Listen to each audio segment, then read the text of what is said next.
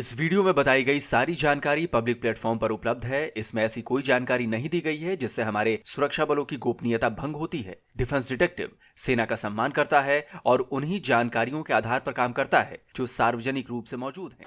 एक ऐसा naval base जो धरती के नीचे है, एक ऐसा बेस जहां सूरज की किरणें तो छोड़िए, दुश्मन की सैटेलाइट की निगाहें तक नहीं पहुंच सकती।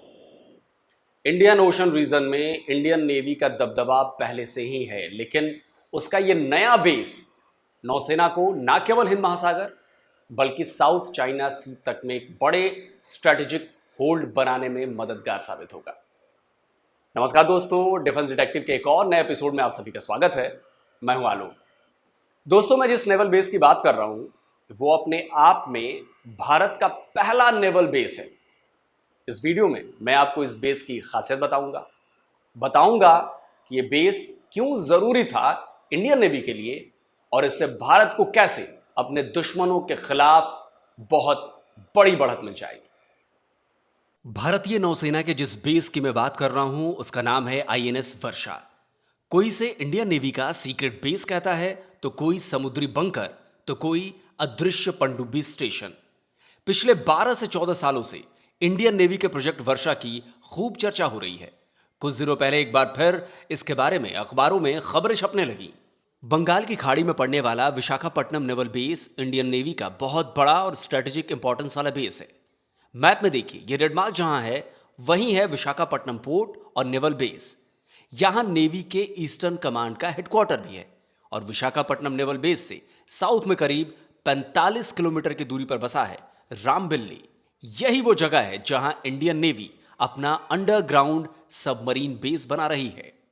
दोस्तों, अब तक आप समझ चुके होंगे कि इंडियन नेवी का ये बेस एक अंडरग्राउंड सबमरीन बेस है और ये आंध्र प्रदेश के रामबिल्ली में बनाया जा रहा है। अब आपको बताता हूं कि इस प्रोजेक्ट वर्षा की खासियत क्या है। IDRW की इस रिपोर्ट को देखिए, लिखा है प्रोजेक्ट वर्षा समंदर के अंदर भारत का किला तैयार होने के करीब, यानी यह प्रोजेक्ट लगभग पूरा हो चुका है। यह रिपोर्ट बता रही है कि 1680 एकड़ में बन रहे इस प्रोजेक्ट में अंडरग्राउंड कॉम्प्लेक्सेस तैयार किए जा रहे हैं, जिनमें इंडियन सबमरीन्स के लिए बर्थ बनाई जा रही है, यानी इंडियन नेवी की सबमरीन्स यहां डॉक की जा सकेंगी। ये सबमरीन बर्थ्स जमीन के अंदर होंगी। इसके साथ साथ वहां पनडुब्बियों की मेंटेनेंस और क्रू के लिए भी पूरी फैसिलिटीज होंगी। वैसे तो यहां इंडियन नेवी की हर तरह की पनडुब्बी डॉक की जा सकेगी, लेकिन यह खास तौर पर न्यूक्लियर पावर्ड बैलिस्टिक सबमरीन्स को ध्यान में रखकर बनाया गया है। इसलिए इसे बे ऑफ बंगाल में भारत का न्यूक्लियर लॉन्च पैड भी कहा जा रहा है।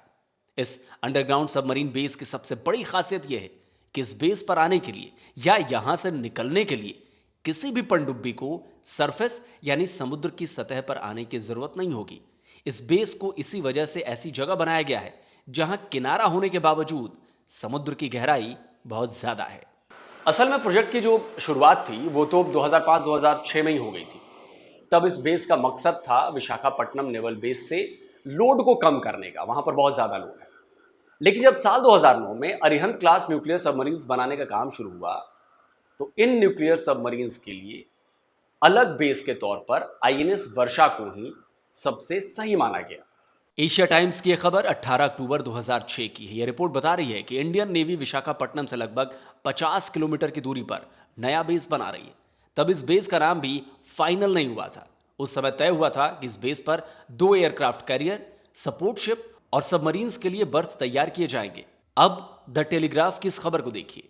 5 दिसंबर 2012 की इस खबर में न केवल इस बेस का नाम आईएनएस वर्षा बताया गया था, बल्कि इसे सीक्रेट वॉरशिप बेस भी कहा गया था। इस खबर के मुताबिक प्रोजेक्ट वर्षा में नेवी वॉरशिप्स और सबमरीन्स को पहाड़ों के अंदर डॉक करने की फैसिलिटी बनाई जा रही है। अब आपको बताता हूं दोस्तों कि भारत को इस प्रोजेक्ट वर्षा और अंडरग्राउंड सबमरीन बेस की जरूरत क्यों पड़ी। क्यों भारत को ऐसे बेसेस बनाने पड़ रहे हैं जो अंडरग्राउंड हो या पहाड़ों के अंदर हो।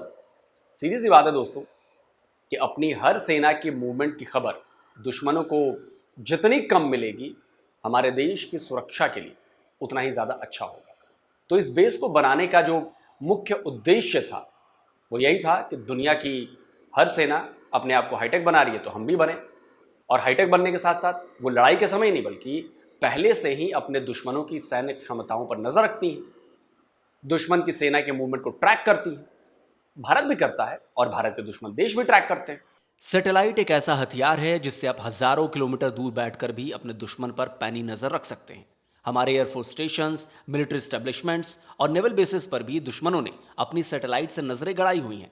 अब नेवल शिप्स और एयरक्राफ्ट तो सरफेस पर ही रह सकते हैं, लेकिन सबमरीन्स पानी के अंदर रहती हैं। उन्हें केवल बेस पर आने और जाने के वक्त ही सरफेस पर आना होता है।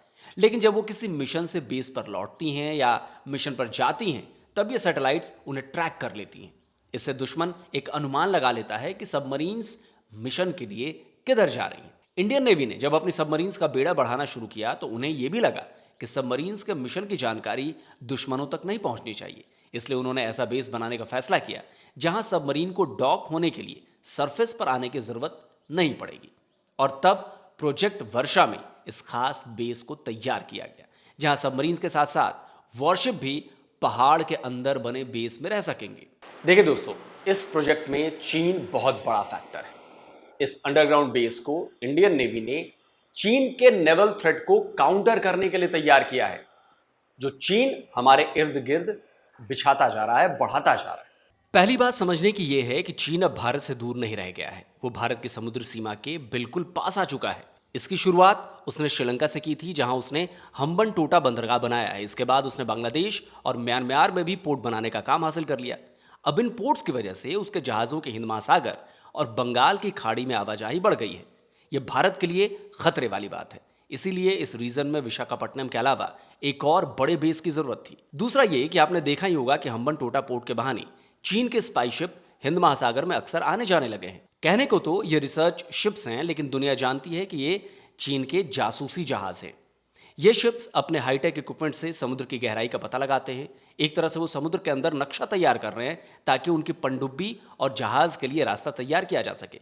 इसके साथ साथ वो अपने रडार और सेंसर से इंडियन नेवी के शिप्स को भी ट्रैक करने की कोशिश करते हैं। ऐसे में भारत के सबमरीन्स का सरफेस पर आना उनके काम को और आसान कर देता है। लेकिन ये अंडरग्राउंड सबमरीन बेस तैयार हो गया तो ना तो सैटेलाइट से और ना ही जासूसी जहाज से चीन हमारी पनडुब्बी के मूवमेंट ट्रैक कर पाएगा। जब चीन को पता ही नहीं चलेगा कि पनडुब्बी बेस में है या नहीं है, किस पनडुब्बी को मिशन पर भेजा गया है, कौन सी पनडुब्बी मिशन से आई है, कौन सी पनडुब्बी कितने दिनों तक बेस पर नहीं थी, तो जाहिर है कि चीन की परेशानी तो बढ़ जाएगी। लेकिन इस बेस के तैयार होने से चीन के लिए एक और टेंशन बढ़ेगी। वो ये कि तब भारत की पनडुब्बी भी अंडमान सी को पार कर साउथ चाइना सी तक आराम से पहुंच जाएगी और चीन के लिए इसका पता लगाना आसान नहीं होगा। मतलब पता लग जाएगा बट बहुत मुश्किल होगा। भारत के इस नेवल बेस पर न केवल चीन बल्कि पाकिस्तान भी आंखें गड़ाए बैठा है। चीन तो अपने सैटेलाइट से यहां होने वाली हलचल पर नजर रख ही रहा है, पाकिस्तान भी अपने जासूसों से जानकारी इकट्ठी करवा रहा है। द जेम्स टाउन फाउंडेशन की खबर अक्टूबर 2014 की है। इस खबर में बताया गया है कि पाकिस्तानी जासूस श्रीलंका को अपना ठिकाना बनाकर भारत के डिफेंस इंफ्रास्ट्रक्चर की जानकारी जुटा रहे हैं। द इंडियन एक्सप्रेस की खबर मार्च 2015 की है। यह खबर बता रही है कि पाकिस्तान ने प्रोजेक्ट वर्षा नेवल बेस की जानकारी हासिल करने के लिए कुछ जासूसों को हायर किया है।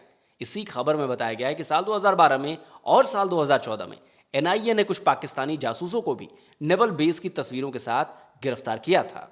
यहां एक और बात बतानी जरूरी है दोस्तों कि अंडरग्राउंड सबमरीन बेसिस का कॉन्सेप्ट कोई नया नहीं है। वर्ल्ड वॉर के समय से ही इस तरह के बेसिस दुनिया भर में बनाए जा रहे हैं। अभी चीन ने साउथ चाइना सी के रीजन में ऐसे 6 अंडरग्राउंड सबमरीन बेसिस तैयार किए हैं। तो भले ही नंबर के मामले में भारत चीन से पीछे है, लेकिन भारत ने भी अपनी सिक्योरिटी और डेटरेंस के लिए इस सीक्रेट सबमरीन बेस को तैयार कर चीन को सख्ते में तो जरूर डाल दिया है कि भैया सिर्फ ताकत आपके पास ही नहीं है, हमारे पास भी। उम्मीद है कि अगले कुछ महीनों में यह बेस पूरी तरह से बनकर तैयार भी हो जाएगा और ये इंडियन नेवी की ताकत को और ज़्यादा बढ़ा देगा। और एक और बात इससे पता चलती है कि आपको बहुत जल्द इंडियन नेवी की सबमरीन का जो बेड़ा है वो बेड़ा आपको बढ़ता हुआ नजर आएगा और ज़्यादा नई सबमरीन्स इसमें शामिल होने वाली। तो दोस्तों, आज का ये वीडियो आपको कैसा लगा ज़रूर बताइए, कमेंट करिए, लाइक करिए, शेयर कीजिए। और जिन दोस्तों ने अभी तक डिफेंस डिटेक्टिव को सब्सक्राइब नहीं किया है तो भाई सब्सक्राइब करिए। आप सब्सक्राइब करते हैं तो हमारा हौसला बढ़ता है। तो आजकल थोड़ी इसकी रफ्तार स्लो है तो इसकी रफ्तार थोड़ी तेज़ करिए। सब्सक्राइब करेंगे, इसके कोई पैसे नहीं लगेंगे, ये फ्री है और आप तक ऑथेंटिक जानकारी पहुंचाने का काम मैं लगातार करता रहूँगा। जल्द मिलता हूँ एक और नए वीडियो के साथ। नमस्कार, जय हिंद।